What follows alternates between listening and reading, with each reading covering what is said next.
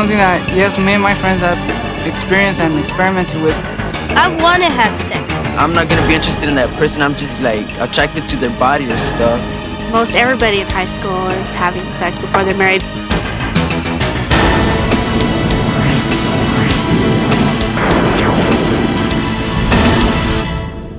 You know, I think it's real easy sometimes to look at life like it's just this great ride, or it's just this awesome game and you're out to have as much fun as you can until it's over.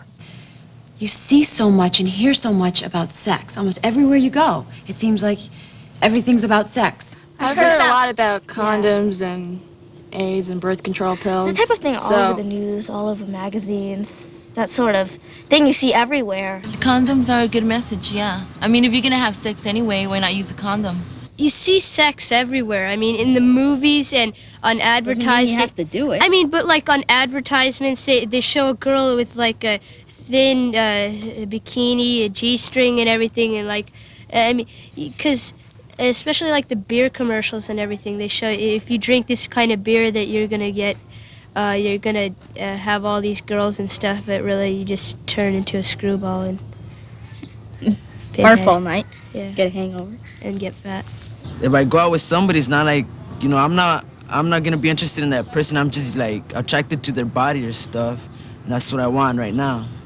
I think most everybody in high school is having sex before they're married because they don't think of it as a big deal as people did before us. Well, I think that by the media promoting condoms, they're actually letting the majority of the people have more sex. They're actually promoting sex at the same time as protection. But then every place you go, every movie you see, everywhere, it promotes sex.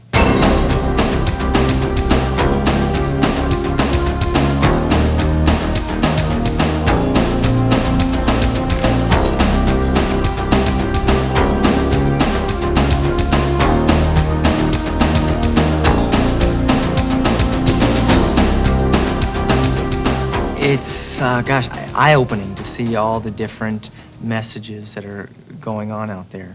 But then every place you go, every movie you see, everywhere, it promotes sex, as if it's a thing you should be doing. And so it's like, well, I should be doing this, and it looks like fun, and everybody's doing it, but it can really hurt me. Everybody's doing it, even though, I mean, I don't find nothing wrong with it. I don't think anybody else does. When people say everybody's doing it, like, people should know, like, who's everybody? I don't think everybody's actually doing it. I think a lot of people are just talking about doing it. Condoms and stuff. I hear more about safe sex and abstinence. What does abstinence mean? I'm not sure what abstinence means. I'm not sure what It's something that comes up, but it's something that I never bother to find out the meaning. Is it something about sex? Abstinence. I'm not clear on that word yet. Is that like a nun? No, abstinence is not being taught at all on this campus, or I'm pretty sure I would have heard of it. I don't think condoms are the best message for safe sex. Of course, abstinence is going to be, but it's better than nothing, so you might as well try it, I guess. You're gambling with your own life. You just wait until you get older and know a lot more about it, and just protect yourself with condoms or birth control pills or anything like that. You know, you have the birth control pills and the condoms and all of that, and that's giving you an excuse or, you know, a way to try and, you know, to protect yourself. But it's not true because you still get hurt.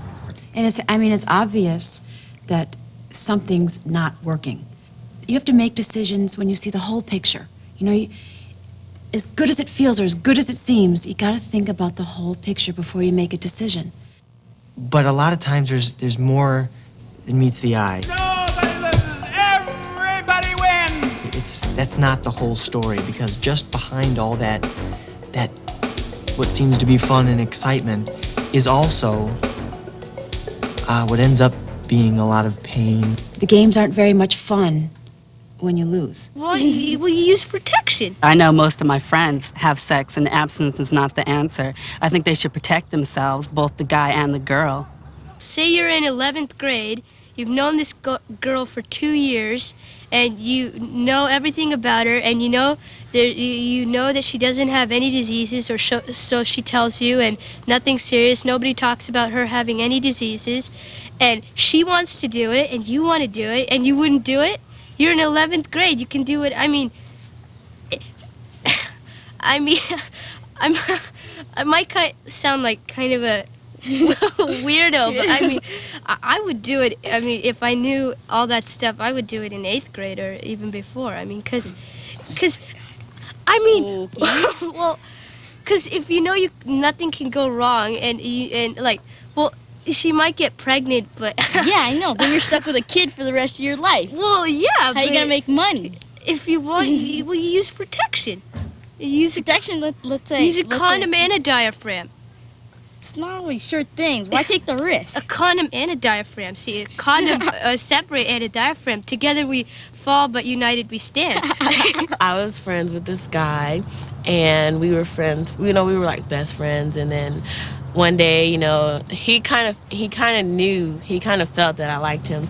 So I went upstairs, and then he asked me if I wanted him to stop, and I said no. And then maybe a year or two later, we had my son. I lost my virginity at 12. Well, my ex-boyfriend does not share in taking care of my child. He wants to, but right now he's incarcerated. And well, I have a picture of him.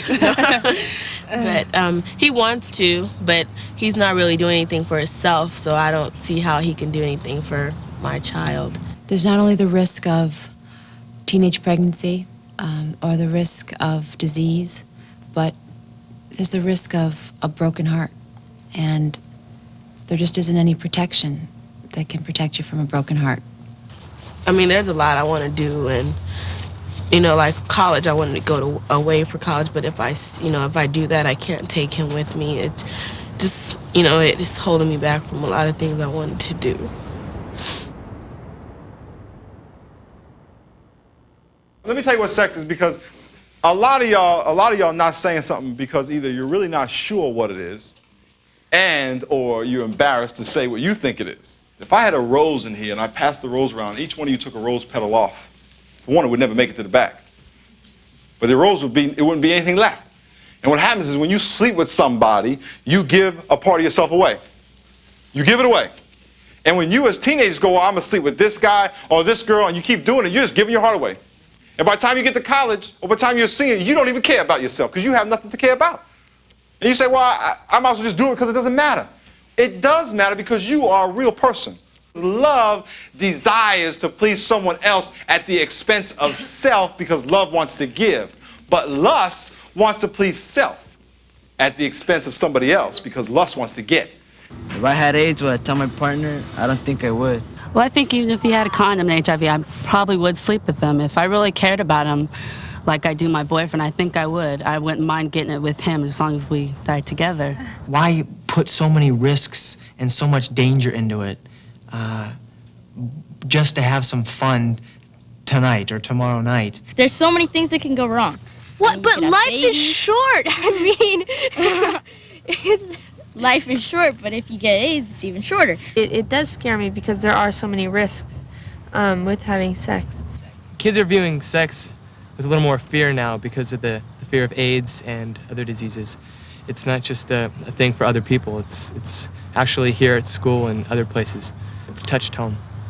The whole safe sex thing nowadays, they're like a carnival game, like the basketball free throw or the baseball toss. They're just a gyp. Right. It's like you think you can beat the game and you can win and everything, but you can't always.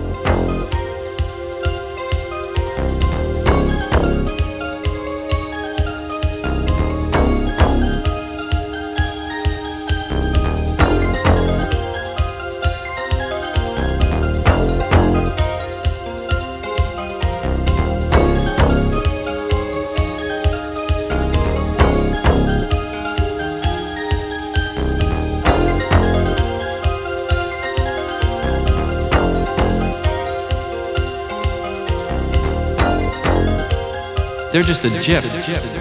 The games aren't very much fun when you lose. The subject of sex is on the minds of a lot of kids in high school. Everybody's talking about it, and they see it everywhere they go. You know, just a few years ago, there were only 5 sexually transmitted diseases that you had to worry about. Now there are over 20. People are becoming more perverted, having dirtier sex, and the number of diseases is on the increase. You know, 20 years ago, they started the safe sex campaign. They've been pushing contraceptives and condoms and the birth control pill. But since that time, pregnancy has increased, the number of abortions has increased, the number of sexual active teenagers has increased, and all this safe sex campaign and all this use of condoms and the push to have safe sex is not working. More people are catching diseases, more people are getting pregnant. So how can you be safe? My brother said a condom. Let me tell you something about a condom. I got a condom right here. We're not talking about babies, even though that's going to happen. We're not talking about abortion, even though that happens. We're talking about dying. We're talking about pain. We're talking about suffering. We're talking about your whole life ending in a terrible way. When this thing fails, let me tell you something. This is made out of latex. Little tiny fibers that are crisscrossed like that. And sometimes these fibers will have holes in them or pores. Now, some people say, well, you know, you just use a condom and you'll be protected from sickness and death. That's a false sense of security. Because now listen to this. Condoms fail 15% of the time when attempting to prevent pregnancy. Although a woman can only get pregnant 1 day a month. But you can contract one of these diseases 31 days a month. How high do you think the failure rate is in preventing diseases that you can get 365 days a year just by the use of a condom? See, just one slippage, one breakage, one failure to wear the thing properly, and you're nailed. It just isn't worth it. One thing that we're not told is that one attack of chlamydia, one case of chlamydia, gives you a 30% greater chance of having infertility. So you can't afford to experiment. We're seeing so many more women flocking to the infertility doctors and suffering the consequences of a sexually transmitted disease that they thought they had cured years earlier. But the scars are still there, both emotionally and in their bodies. I even have ladies that come into me and I'll talk to them about the risks of sexually transmitted diseases, and they'll say, oh, doctor, you're being silly. He's not that kind of a guy. You know, he's a real clean-cut, nice, smart guy. He would never have anything like that. Sexually transmitted diseases are really common. There's people all around this city who are infected. You can't see it by looking at their faces or the clothes they dress, but they are very common. As I said, I see them every day. The second thing is you can't recognize, no matter how nice a person is or how nice they dress or how fancy they talk or how wealthy their background is or how educated they are, you can't tell who's infected and who's not. Okay, do you think you could be safe using a condom? Yeah. You do? Still? I mean, even though you told me that, I prefer having a condom than nothing. Okay, let me ask you, Memo. You believe that there's always a risk with a condom? Yes. You believe that you have a risk of getting a girl pregnant? Yeah. You believe you have a risk of getting over 20 venereal diseases? Yes. And yet you think an orgasm is worth that risk? No, but you can have a test and test the girl first. Oh, so you're gonna go test the girl? Yes. So the girl got tested, you got tested, she's a virgin, you're a virgin, right? Or let's say you were. I am. And you sleep with her. Oh, God. Okay? You're still not gonna get her pregnant. Oh, yeah, I am. Oh, you're still gonna get her pregnant? I mean, I'm not. But geez, you might. Let me ask you a question, Memo. Is it worth the risk? No.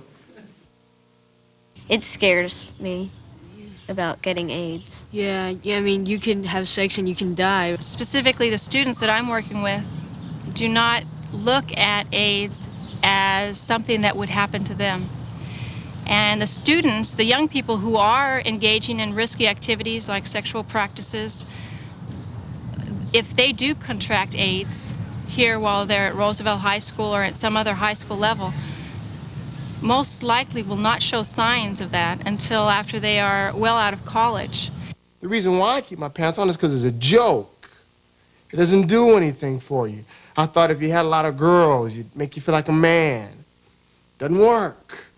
What I've heard about safe sex is that it's not really working anymore. Condoms are breaking, birth control is failing, and many kids and young people are just dying.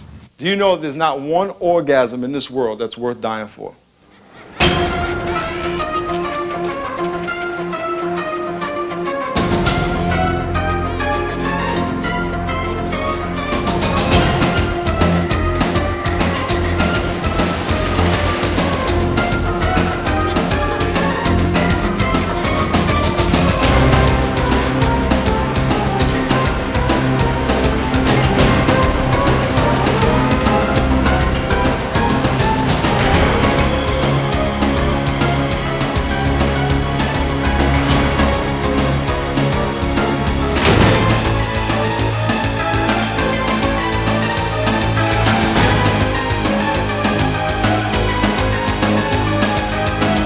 My son and his wife were married for 4 years before they found out that they all had AIDS. My grandson was around 3 at the time.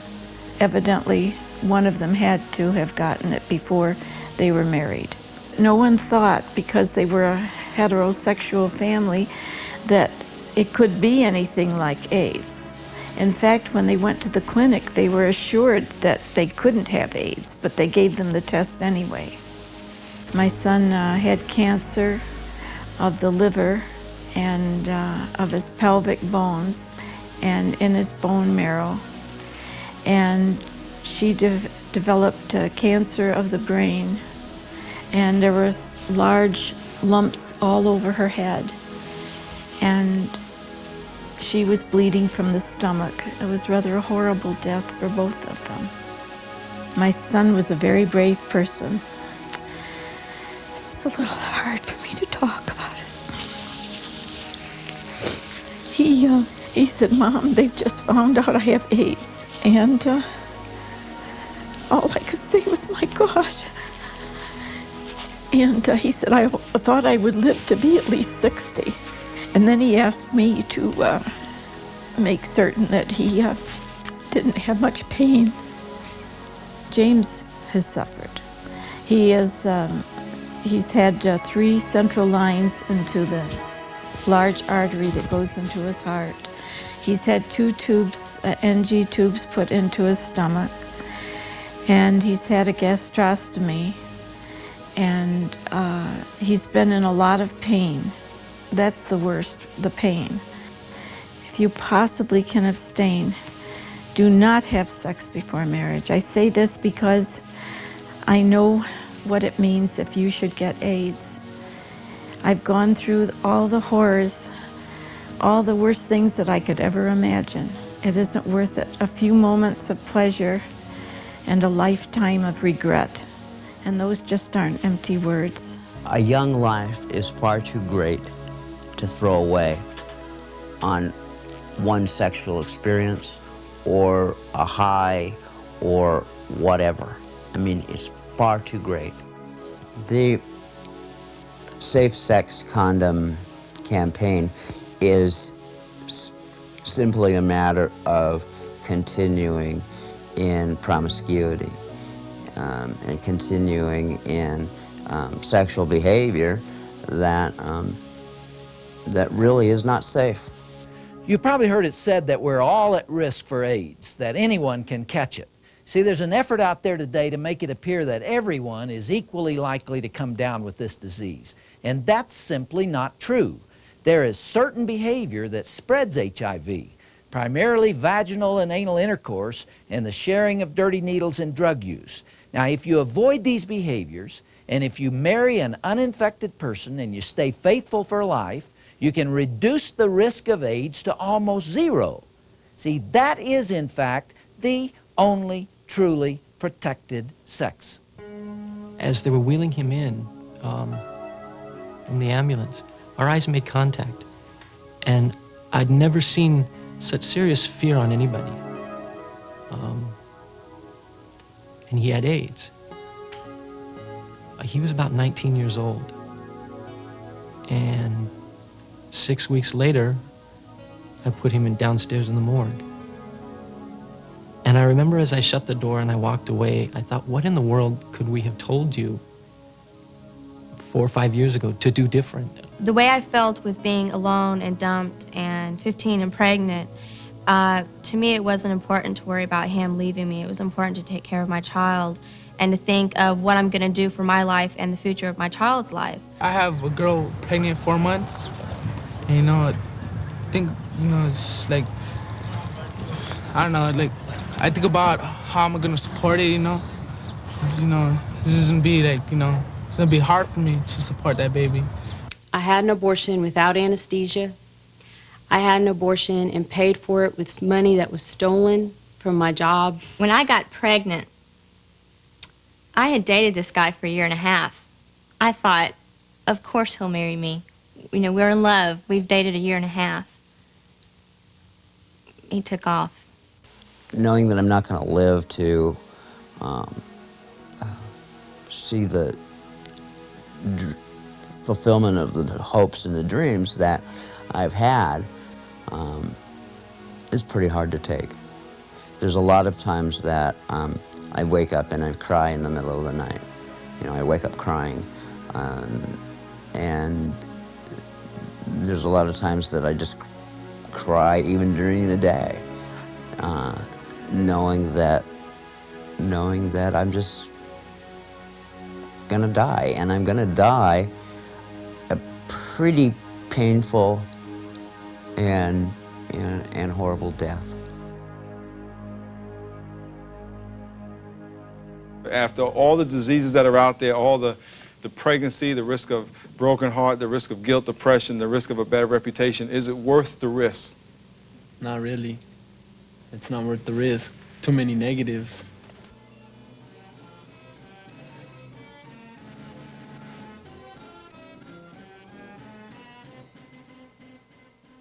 You know, a lot of our friends will talk to us now, and they're not married, they're single, and they'll say, oh, it's easy for you because you're married, but... Right, you guys don't have to worry about Right. these kinds of things. But you have to remember, too, that it wasn't long ago that I was in high school, that Chelsea was in high school, and we're making the same decisions We've only been married a year. that they're making now, and man, am I glad I did. Even in the area of sex, if you feel like, oh, well, this doesn't, you know, I've already made a bad decision about that, and so, you know, I guess I just have to take my risks. You don't have to. The terminology that's used today of secondary virginity applies to me because at that point I realized that just having sex did not make me a man. I believe very strongly that people can start all over again. I don't believe that you can erase some of the scars that happened from, for example, losing your virginity as I did. I'm gonna stick with not having sex till I'm married. There's really nothing wrong with not having sex, and I just felt free of all the pressures, and it's a lot easier for me to go through life knowing that I don't have to do anything that anybody else tells me to. I have, I think, a great self-image, and I'm fine with the way I am. A lot of girls would say no if they just knew how to say no in a way that guys could respect and in a way that guys would understand. I remain abstinent and plan to keep my virginity until I get married so that when I get to the altar, I can wear a white dress and mean it, number one. And number two, I could say to my husband, I loved you before I ever knew you, and that I saved myself just for you. And I hear a lot more of, cool, you're a virgin, you know, and it's a lot more positive than it used to be. I think a guy that is a virgin, you know, is cool, you know. Love is not having to have sex. Love is not jumping into bed. I'm glad that we waited. I'm very glad that we waited. There's an element of trust there that he's mine and he's not with anybody else. If I live with this philosophy, just something I've learned, that nothing good is easy. I want to save myself for my wife because that's what I believe. And I just, you know, it has nothing to do with being a television star.